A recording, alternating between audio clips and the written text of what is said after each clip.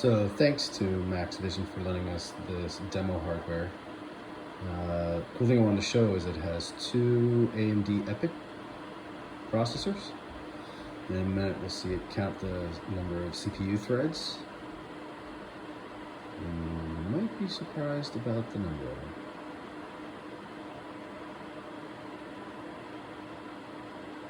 There we go.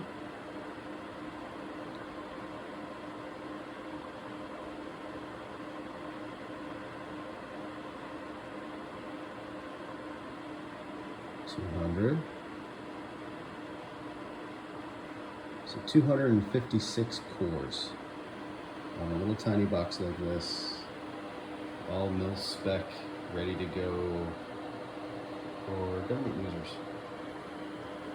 This is pretty cool. Can't wait to get Harvester and all the rancher stuff on it.